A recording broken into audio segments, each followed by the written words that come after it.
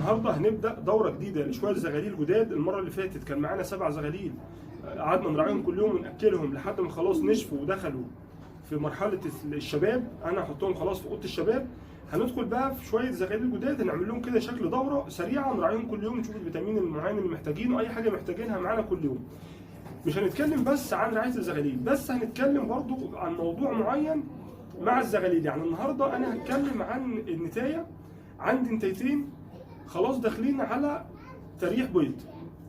انا عرفت ليه ان هم هيريحوا بيض، هقول لكم دلوقتي. نمسك النتايتين واقول لكم ايه اللي خلاني قلت ان دول خلاص يعني معاهم لو حصوا مره تاني او ممكن ما يحصوهاش، وبعد كده يطلعوا فتره طويله لو انا ما عملتش معاهم اللي هعمله النهارده.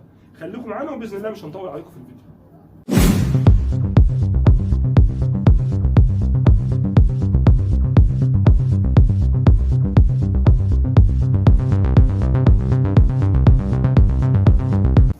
الجمال، اتمنى يا رب تكونوا بخير. النهارده عدينا 1000 مشترك بدعم حضراتكم، ودي لسه البدايه ومكملين مع بعض، وباذن الله ربنا قدرني واقدر افيد الناس باي معلومه انا اعرفها تساعد الناس، سواء اذا كانت بتربي لهدف الهوايه او عشان تاخد ربح او تنتج من الحمام.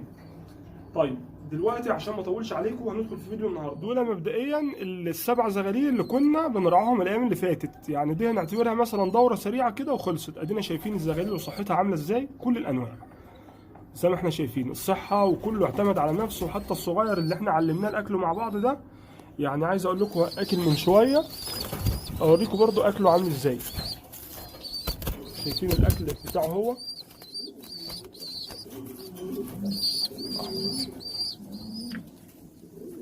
شايفين الاكل ده اكله هو ماشي، واكل مثلا في حدود من ساعه او ساعه ونص. دول كده خلاص تمام، هنحطهم مع الشباب. هنشوف بقى النهارده هنطلع الزغاليل بتاعتنا ونشوف هنبتدي نعمل معاها ايه. نقول بسم الله ونبدا. دول شويه الزغاليل اللي معانا النهارده، نشوفهم كده كام واحد مع بعض. 1 2 4 6 8 10 11 زغلول. 3 و2 5 5 و3 8 8 و3 11. دول نوعهم حاجتين، لا 3 حاجات. روماني، زغاليل دي روماني، فيهم 3 زغاليل روماني، 5 روماني، وفيهم كينج، وفيهم مالتي. اصغر حاجه فيهم المالتي ده. تمام. دول كده اللي هنبدأ بيهم دورتنا دي او الكورس بتاعنا ده. نشوف احنا بنعمل ايه في الزغاليل عشان يطلعوا حجمهم مظبوط وصحتهم حلوه ونتابعهم كل يوم. ده غير طبعا الموضوع اللي هتكلم فيه تاني مع رعايه الزغاليل. طيب اول حاجه هنعملها بعد ما طلعنا الزغاليل، بصوا يا جماعه، في الصيف احنا عشان بس بصوا يا جماعه، احنا في الصيف لما بنيجي انا دلوقتي رعايه الزغاليل بالنسبه لي هتفرق. الايام اللي فاتت في الشتاء كنت باجي مثلا الساعه 10 9 على حسب ما انا بعد ما باكلهم بساعه ببتدي ارفع الزغاليل عند الاهالي، بشوف فيهم اللي كل واللي ما كلش، يعني ابتدي ابص عليهم.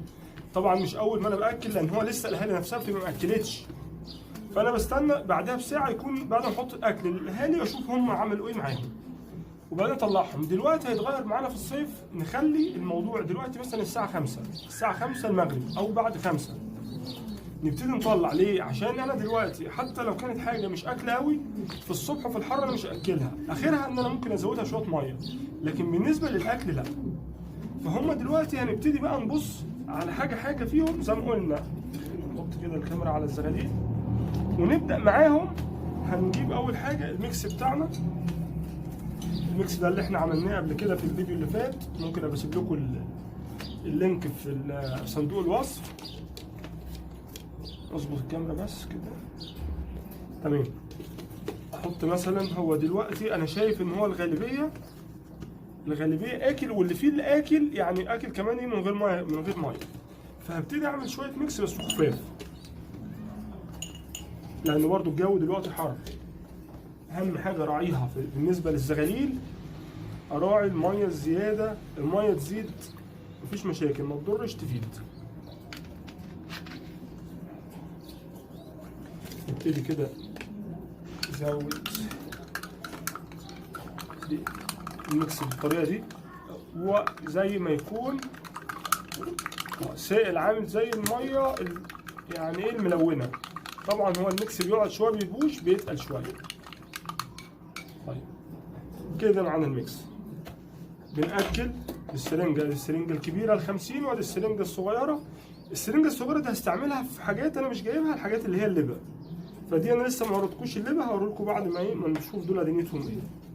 نمسك حاجه حاجه مع بعض. بس قبل ما اعمل حاجه في دول اجيب البيبي فيت معانا ثانيه واحده. انا كده جبت الازازه دي اللي فيها بيبي فيت. بيبي فيت بشري، الناس اللي بتسال عليها بيبي فيت بشري. بحطه في قطاره زي كده. ده معانا عشان ده طبعا مهم بالنسبه لنا، ما نستغناش عنه ابدا. ادي الميكس ونمسك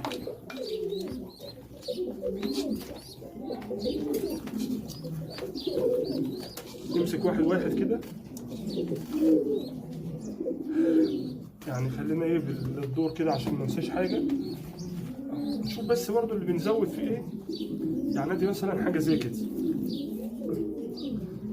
اكل، بس يعني ايه هنزود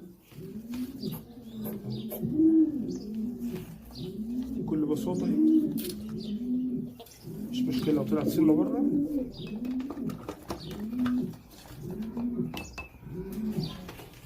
تاني اكل بس عايز ميه، وانا بقول لكم الميكس عامل زي الميه، هيعمل معانا ايه دورين بكل بساطه. ما بنكملش حاجه. وطبعا انتوا عارفين ان الزغاليل رعايتها متعه، لان ده الناتج يا جماعه. احنا دلوقتي اللي بيربي حمام يعرف نفسه، يقدر يعرف نفسه ناجح ولا فاشل، سامحوني في اللفظ، بالانتاج عنده عامل شكله عامل ازاي والعدد قد ايه. لان لو عدد كبير والمستوى نفسه وحش فهيبقى كأنه ما بيعملش حاجه. ولو مستوى حلو ممكن تمشي انه مستوى حلو وعدد قليل، لو هو عنده عدد برضه حمام قليل. لكن لو عنده عدد كبير ده طبعا مش محتاج اي حاجه، انا ما اقدرش اديله زي ما انتم شايفين، هبقى بفتري يعني. لو هو عنده عدد حمام قليل وهو عايز يفضل محافظ على العدد ما يزيدش عنده وبينتج قليل مفيش مشاكل. لكن لو العدد كبير عنده وبينتج قليل يبقى في حاجه غلط. فهنا بالنسبه للناس اللي غاويين الفرخ زينا كده بيتقاس نجاحهم بعدد الزغاليل وجودتها اللي عندهم. زي ما احنا شايفين كل الزغاليل دي انا اقدر اكل 100 زغلول في ربع ساعه. بس طبعا هو الواحد بياكل بالراحه معاكم عشان خاطر كل واحد اللي ما بياخدش باله من حاجه يركز فيها. ونكرر الحاجه 1000 مره وبنعيدها 1000 مره. اهو ودي الزغلول زي ده هو عايز بس ميه، اكل كويس جدا. على فكره يا جماعه مش كل الزغاليل دي عند حضانات، في زغاليل عند اهاليها، لان في حمامه مثلا زي كده صعبه. ده زغلول عمر مثلا 12 يوم، ممكن ما يكونش جاب 12 يوم. بالحجم ده ما يقوموش حضان الا اذا كان حضان تقيل، كينج رومي حاجه كده.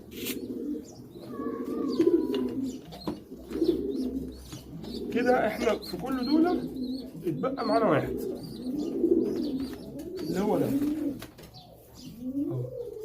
اكل برضو كويس. هو كل الزق انا كده كده الحضانات متجربه والاهالي متجربه، بس ساعات الاهالي بتنفض شويه، يعني بتبقى الذكر سخن زياده يفضل شغال، يفضل عايز منتهى تحصي فيروح منفض للزغاليل.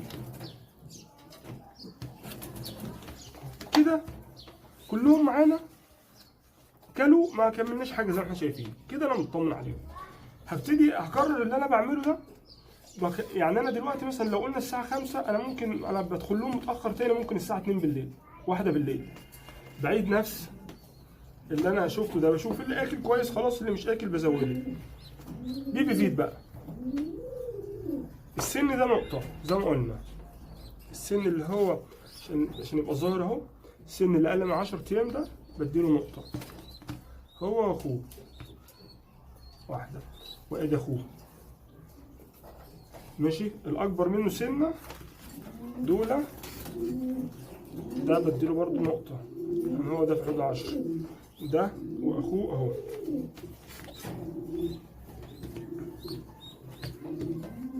ماشي. هنيجي برضو للاثنين عمر دول، ده برضو نقطة، ده نقطة. الكينج ده هنديله نقطتين. أنا بركز فيهم زي ما أنا يعني حافظهم عشان خاطر ما انساش حاجة. نيجي عند الروماني ده نقطتين، والحمر نقطتين. الفيتامين ده بيفرق معانا قوي، انتوا عارفين انا اتكلمت عنه كتير، وغالبيه الناس اللي بتسمعنا ومتابعانا بتستخدمه وبيطلع معاهم نتائج جميله. هو الزغلول ده عايز شويه، انا عايز مثلا ميه تاني ولا حاجه عشان اكل كتير شويه. في الحر ده انا بخاف على الزغاليل، يمكن اساسا الميه دي ما خلاهاش، لو قلت الميه عندهم والاكل كبس عليهم ما عرفوش يتنفسوا اساسا كده.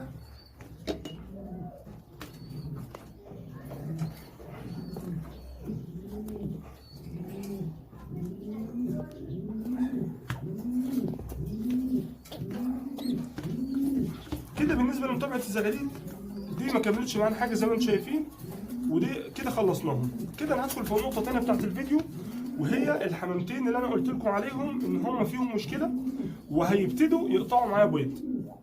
هجيب لكم النتايتين واقول لكم هعمل معاهم ايه. خليكم معايا شويه.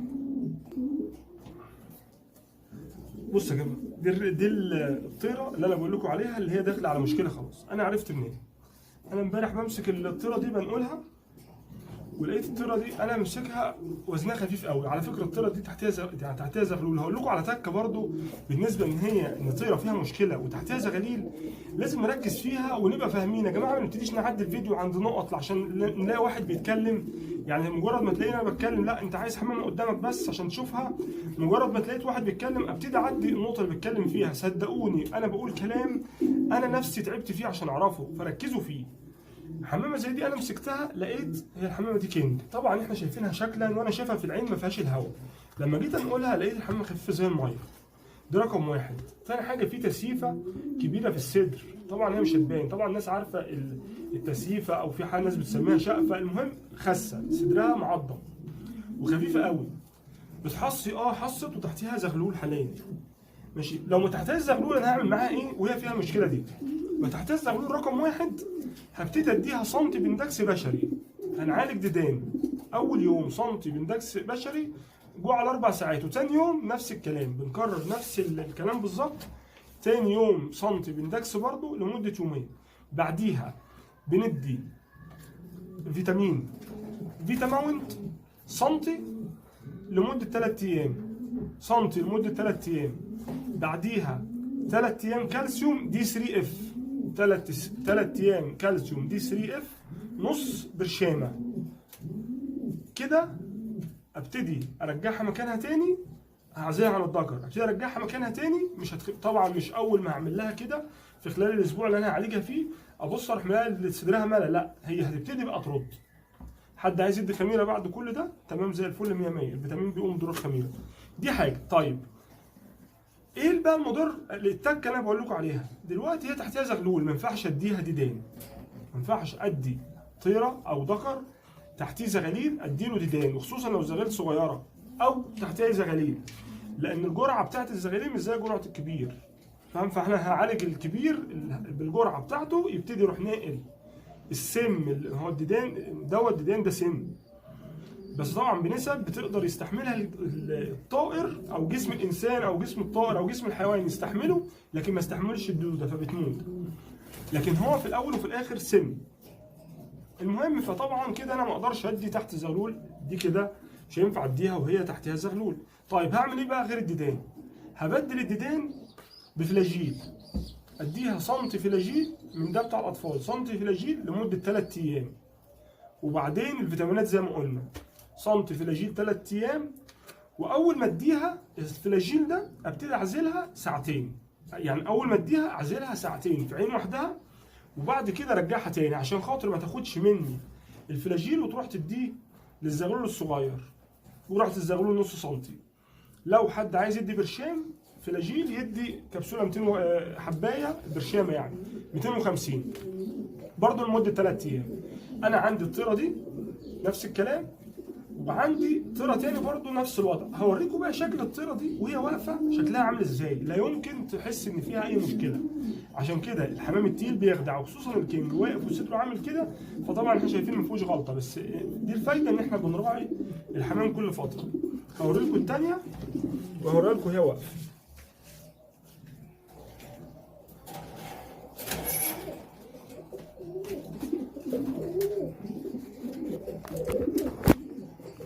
ادي الثانيه اهو، دي الطيره الثانيه، يا رب تكون واضحه. اهي الطيره اللي جوه دي اللي في الزاويه واضحه. دي عندها تحتها الزغلول الروماني، ده تحتهم هم. طبعا شايفين الطيره شكلها عامل ازاي. وادي الطيره الثانيه، شايفين الطيره شكلها اللي في الطاجن. طبعا ولا باين عليها ان هي خاسه ولا باين عليها ان هي فيها اي مشكله. ده كده الفيديو بتاع النهارده، راعينا الزغاليل مع بعض. هنعمل كده كل يوم مع الزغاليل، نشوف اللي محتاجينه ونبتدي نشوفهم سنه سنه عشان وهم بيكبروا مع يعني لحد سن البيع او سن الفطام، وعشان برضه نعرف. والناس اللي بتقول ان الحمام ما بيكسبش، لا، طول ما في انتاج في مكسب. وانا بوريكم برضه مع بعض سنه سنه، بوريكم الانتاج وبوريكم المكسب وبوريكم اكبر حجم زغاليل. يعني انا الحمد لله لحد دلوقتي انا مثلا هوري لكم الزغلول الروماني ده، مش انا ما بشوفش يعني اهاليه وهو بيطلع ما بشوفش حمامه قده تاني ولا كينج ولا اي حاجه تاني. الملط ده من الحاجات النوادر قوي، هتشوفوها باذن الله كل يوم معانا لما تكبر وتتفطم. اوريكم شكلها عامل ازاي. انا عندي مثلا حاجات سن محدش يتخيل السن ده. يعني الملط ده على فكره يا جماعه، الرومي ده الروماني ده مش عايز اقول لكم ده كسر 10 ايام بيوم ولا حاجه. فيعني بسم الله ما شاء الله، ربنا يزيدكم يا رب ويديكم البركه وربنا يرزق الجميع. كده احنا وصلنا لنهايه الفيديو، ويا ريت عشان نقدر نبذل كل اللي عندنا في الفيديوهات اللي جايه يا ريت ندعم الفيديو بلايك من مشتركين القناه، او حتى اللي مش مشترك يشترك في الاول. بس مشتركين القناه اللي هم يعتبروا اصحابي وحبايبي وبيكلموني وانا عارفهم غالبيتهم بالاسم، بس ما برضاش اذكر اسماء عشان خاطر ما حدش، بس عشان ما انساش حد. لكن صدقوني في ناس كتير في دماغي ونفسي اشكرها فعلا على دعمهم وعلى كلامهم اللي انا بشوفه في التعليقات. فعلا يعني الناس دي ليهم معزه خاصه، وفي ناس في دماغي من مصر ومن بره مصر، ومش عايز اقول عشان هنسى ناس كتير. فيا ريت دوس لايك عشان اللي بره القناه يشوف الفيديو. وانا لما بلاقي ان الفيديو بياخد مشاهدات حلوه وفي تقدير للتعب، انا بدور وبفكر وبسعى وبجتهد عشان اقدم لكم حاجه تفيدكم. وبتشرف طبعا ان انا في القناه معاكم. والنهارده انا مبسوط، والفيديو بالنسبه لي مميز عشان القناه لما عدت ال1000 مشترك دي كانت البدايه، وبدعمكم وصلت، وبدعمكم باذن الله مكمل. السلام عليكم.